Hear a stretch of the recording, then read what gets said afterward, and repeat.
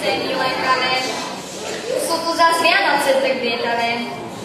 Rozveselte dom i školu, žijeme pekne, svorne spolu. V sviatočnej predvianočnej atmosfére svojím programom nám ešte prispejú žiaci 5. B. 6. C na svojou scénkou poučí, čo je na Vianoce najdôležitejšie. Pripravili pani učiteľka Balášová a Vojníková. Potom zaznie pieseň Keď prídu Vianoce. Nacvičila ju pani učiteľka Štúdiová so žiakmi 6. C.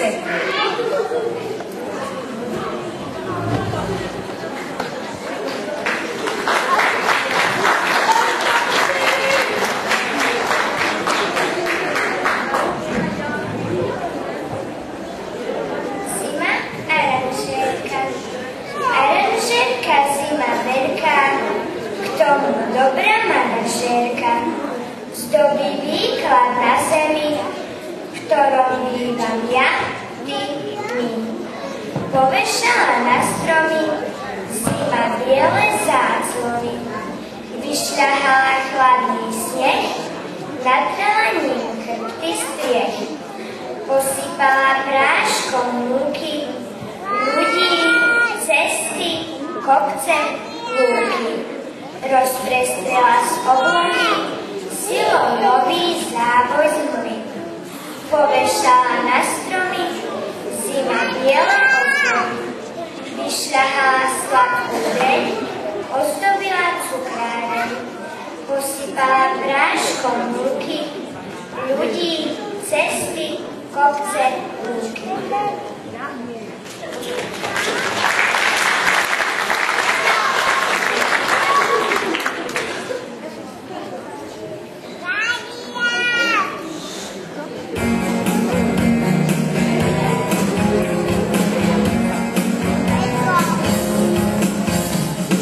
Yeah.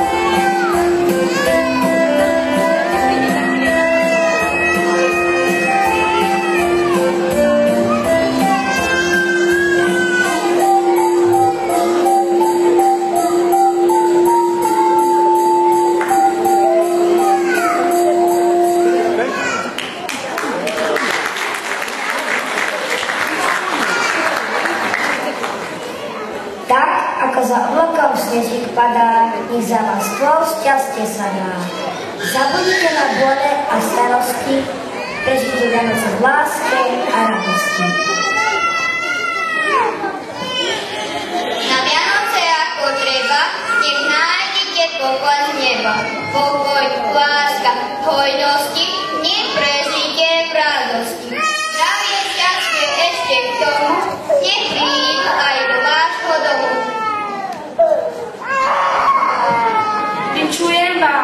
Vyčujem samé pekné veci. Keď sa niečo podarí, radujú sa všetci. Nech si každý nájde ten svoj riešok. Vyčujem vám z celého srdca šťastlivý nový rok. Vysmevali vinčovníci, nevysmejte nás. Bude to nám viacej šťastia ako doteraz. A ja vám vyčujem takéto sviatky, aby ste mali život svatý. Vinčujem vám od nového roku, aby ste mali viac peniazy od tohto roku. Noce novoročné zazvonia vítam, šťastný rok a dobré zdravie pričujeme vám.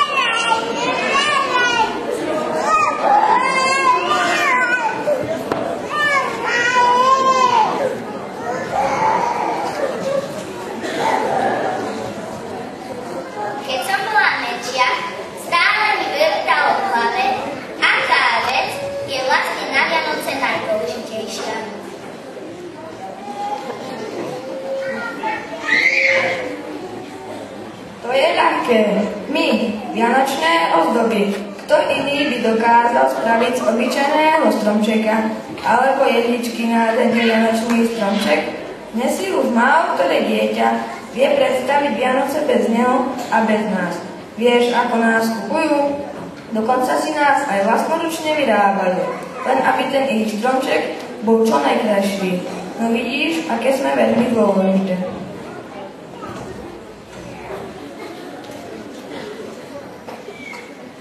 Myslíš si, že my, vianočné sladkosti, sme o dačo horšie? Veď ani medovníčky, vianočné pečivo, čokoládové figurky a iné dobroty u nás nesmú chýbať. A spočítaj, koľko času strávia mamičky, keď nás pečú a ozdobujú. Keď sme hotové, nie len, že sme krásne, ale aj úžasne rozvoniavame po celom byte. A keď si z nás niekto odhryzne, rozplývame sa im na jazyku.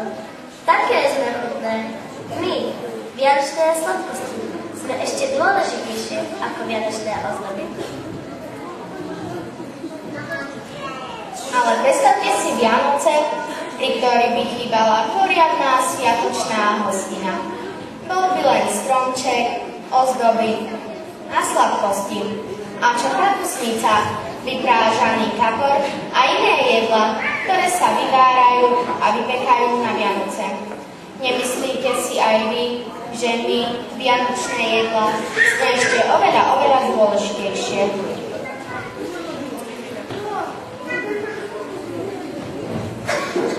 Buďte ticho. Celé Vianoce sa predsa konajú kvôli nám, vianočným darom. Vy ste asi nevideli ten previanočný schod, keď nás ľudia nakupujú. Nestačia im ani všetné, aby všetko stihli. Museli si pridať bronzovú, striebornú a zlatú nedeľu. A štedrý večer, keď nás rozbaľujú, je najšťastnejší deň v roku.